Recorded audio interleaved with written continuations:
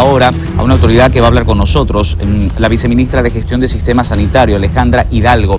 Viceministra, gracias por estos minutos. Veíamos la preocupación en los países alrededor de nosotros, en Argentina, por ejemplo. ¿Cómo se puede frenar este impacto del COVID con los que hay en Bolivia en este momento? Las vacunas, ¿qué otras medidas se tendrían que estar tomando? ¿Cómo le va? Buen día. ¿Cómo está? Buen día, Fernando. Soy la doctora Alejandra Hidalgo, viceministra del área de seguros de salud. Bueno, verificando un poquito lo que usted menciona, nosotros como gobierno hemos ido estableciendo varias medidas, por ejemplo, con el tema de la vacuna, que se va inmunizando ahora a las personas mayores de 60 años.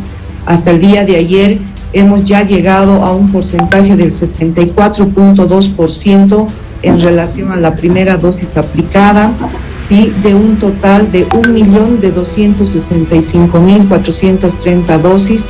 Además de esta estrategia, se ha utilizado el diagnóstico de manera oportuna, utilizando las pruebas antígeno nasal que han sido distribuidas a todos los departamentos de nuestro país, centros de salud que ahora cuentan con las pruebas antígeno nasal para poder realizar a todos aquellos casos sospechosos o personas que hayan estado en contacto con pacientes positivos.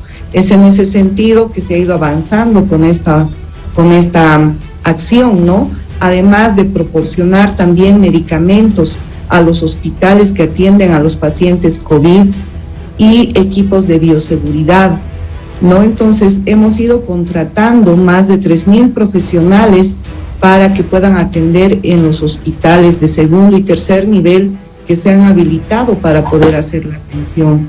Es en ese contexto que la suma de todas estas medidas y últimamente activando los convenios con las universidades públicas y ahora entablando también nuevas estrategias con universidades privadas, es que se está realizando acciones conjuntas para enfrentar a la pandemia. Viceministra, es muy importante lo que usted nos está diciendo. Las vacunas y los medicamentos van a salvar vidas, pero si hablamos de vacunas y medicamentos, hablamos también de alguna forma de prevención o de tratar la enfermedad en un estadio inicial. ¿Qué pasa o qué podría pasar con las personas que ya están en una situación complicada? En Santa Cruz la situación es muy delicada porque las terapias intensivas están en este momento saturadas, los ítems, que también es otro tema pendiente, pero básicamente me interesa mucho saber qué se va a hacer con el tema de las personas que necesitan terapia intensiva, por ejemplo. Sí, mire, mencionando el ejemplo de Santa Cruz, ¿no?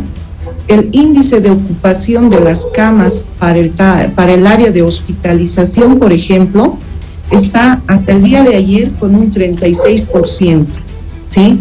El índice de ocupación de las camas de terapia intensiva está por el 75%. El índice de ocupación de terapia intermedia está por el 85%. Eso quiere decir, si hacemos un análisis por número de camas de hospitalización, que de acuerdo al diagnóstico oportuno que vayamos realizando, ya podríamos internar a nuestros pacientes en el área de hospitalización. Eso es muy importante porque si nosotros ingresamos al área de hospitalización a nuestros pacientes y los tratamos de manera inmediata, evitaríamos que estos pacientes ingresen al área de terapia intensiva. Ese porcentaje entre terapia intensiva, que es el 75% que al día de ayer están los datos registrados, con un 36% en ocupación en las camas hospitalarias, evitaría también precisamente colapso de las unidades de terapia intensiva. No nos olvidemos que precisamente los pacientes cuando ingresan a terapia intensiva tienen una internación promedio entre 21 días a 30 días. Y precisamente estos datos son los que tenemos que ahora ir fortaleciendo para que las camas de hospitalización pues sean ocupadas y así evitemos que pasen nuestros pacientes a otras áreas críticas, ¿no? Lo mismo nos ocurre, por ejemplo, en Cochabamba, que está con el 54% en relación a las camas de hospitalización, en La Paz el 28%. ¿sí? Entonces tenemos que abordar todas las estrategias, no solamente indicar que debería ir el paciente directo a terapia intensiva. Lo óptimo es que primero vaya al área de hospitalización.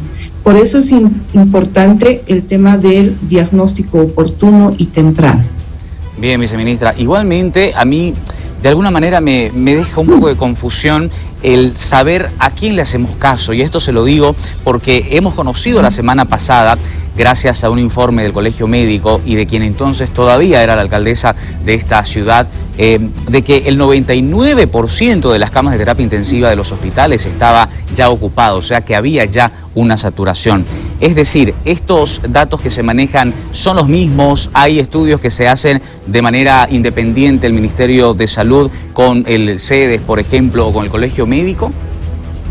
En realidad nosotros vamos coordinando con todos los sedes departamentales. Bien. Los sedes departamentales de manera diaria van emitiendo un reporte del número de camas ocupadas y camas libres, ¿no? Entonces, de acuerdo a esta información que nos brindan, bien, nosotros obtenemos estos datos. Ahora, no te olvides que los datos en esta área son dinámicos.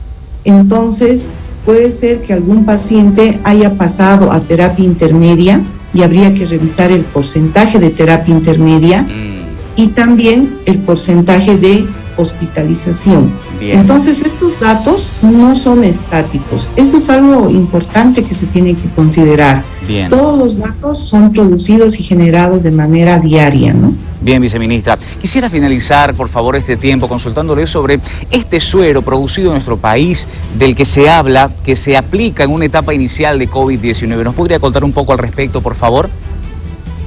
Sí, todavía los especialistas del área están haciendo la verificación del mismo, están haciendo las reuniones de análisis para poder emitir la recomendación correspondiente. Entonces, considero que en las siguientes horas van a establecer algún tipo de comunicación al respecto, ¿no? Todavía están en ese trabajo. Bien, viceministra, le quiero agradecer su tiempo y por favor unas palabras de recomendación a la ciudadanía que hoy nos está viendo. Es importante mantener las medidas de bioseguridad. Esté la persona vacunada o no, nuestra población, todos debemos continuar con el uso del barbijo, el lavado de manos mínimamente 6 veces al día, con agua y jabón, la distancia de persona a persona de 1,5 metros, y a todo esto se debe sumar ambientes con ventilación, ¿sí? Puede ser que ustedes estén trabajando en un área, las ventanas tienen que estar abiertas para que exista esta ventilación de aire, y eso es importante. Gracias. Viceministra Alejandra Hidalgo, el agradecido soy yo, y hasta una próxima oportunidad. Hemos hablado con la viceministra.